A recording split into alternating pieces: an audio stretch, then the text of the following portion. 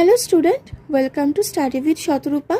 তো আজকে আমি বায়োলজি থেকে 10টা মতো প্রশ্ন এনেছি আমাদের আপকামিং গ্রুপ সি গ্রুপটির জন্য। প্রশ্নগুলো দেখো, খুব ভালো ভালো প্রশ্ন আছে। আর আমি যাই প্রশ্ন করাচ্ছি সেগুলো সবগুলোই কিন্তু কোনো না কোনো পরীক্ষায় এসেছে। তো তোমরা প্রত্যেকটা ক্লাস কিন্তু খুব মন দিয়ে দেখো, দেখবে পরীক্ষার সময় অনেকটা হেল্প হবে। তো চলো আজকে প্রথম প্রশ্ন দেখো কি বলেছে। Which enzyme convert fat into glycerol and fatty acid। তার মানে কোন এনজাইমটা ফ্যাটকে ফ্যাটি অ্যাসিড আর গ্লিসারলে কি করে না, কনভার্ট করে। তো সঠিক উত্তর হয়ে যাবে লাইপেজ। নেক্সট প্রশ্ন, who has presented the cell theory. দেখো, কোষ আবিষ্কার করেছিলেন রবার্ট হুক 1665 সালে।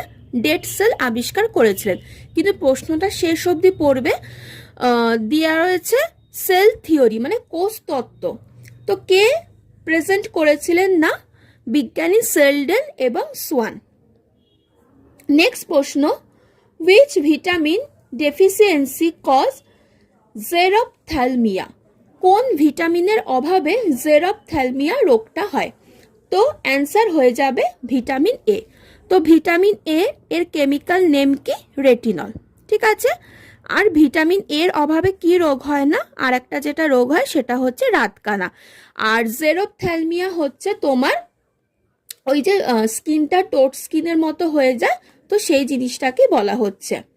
নেক্সট প্রশ্ন দেখো কি বলেছে, which is the last phase of mitosis. তো আমরা জানি মাইটোসিসের 4টে দশা, প্রোফেজ, মেটাফেজ, অ্যানাফেজ, টেলোফেজ। তো এখানে জানতে চেয়েছে যেহেতু লাস্ট, তো লাস্ট হয়ে যাবে telophase. Which non nucleated cell in plants transport nutrients.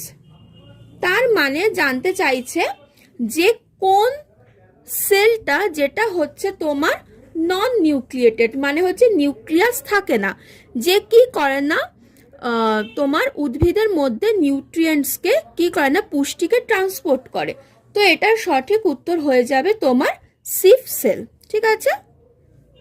Next প্রশ্ন দেখো কি বলেছে, through which process does a cell take in solid particles.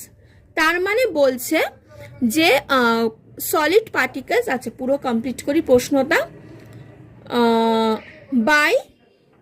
By engulfing them, তার মানে বলছে কোষের ভেতর যে সলিড